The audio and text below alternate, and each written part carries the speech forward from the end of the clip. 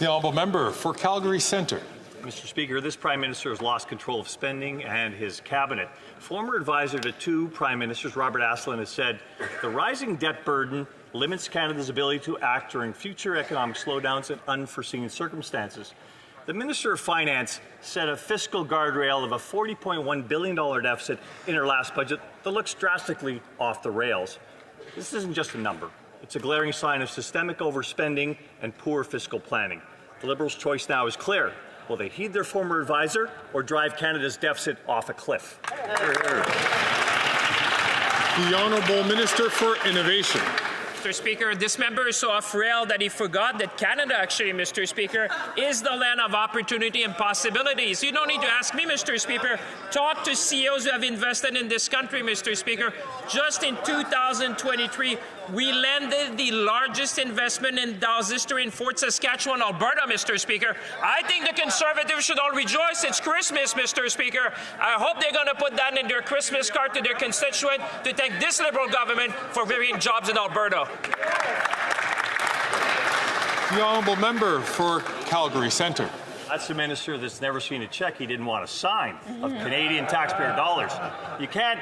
Well, former Liberal advisor Robert Asselin also stated you can't pick and choose fiscal anchors as you go and renege on a commitment you made only a year ago. There's a huge disconnect here. The Prime Minister wants to spend away to popularity, and the Finance Minister is trying to hang on to a shred of fiscal accountability.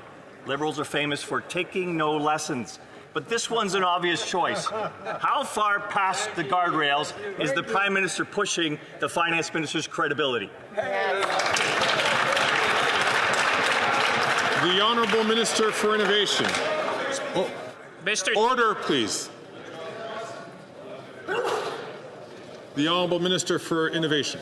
Mr. Speaker, thank you very much for the question. Mr. Speaker, actually, there's more good news for their Christmas card, because let me talk about another investment in Canada, Mr. Speaker. This time, BHP, Mr. Speaker, the largest mining company in the world, have made its largest investment in its history in Saskatchewan, Mr. Speaker. In Saskatchewan, close to $20 billion, their largest investment in their history. Mr. Speaker, I hope again that in their Christmas card that they're going to send to their constituent, they're going to thank this Liberal government for bringing jobs in Western Canada, growing our energy sector, and making sure The Honourable Member for St. Margaret's, South Shore, St. Margaret's. The Liberal minister is so informed he doesn't even know Canada Post is on strike. Another lost cabinet minister.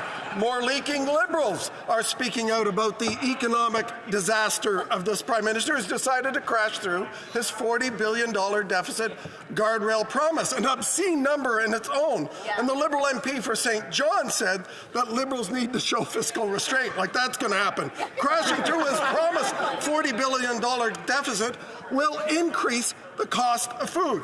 So if the deficit guardrail is broken and driven right through, will the Prime Minister allow his Liberal MPs a free vote?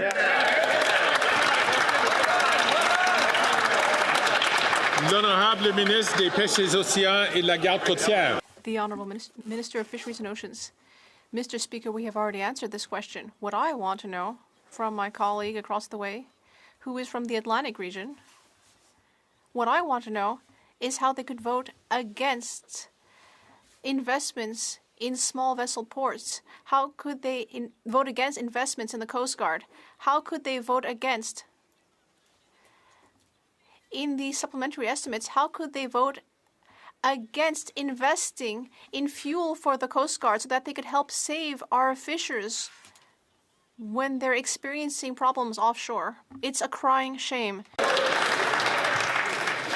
Again, when members are afforded the respect to ask a question, I'd expect them that they would also have the respect to listen to the answer. Minister, please.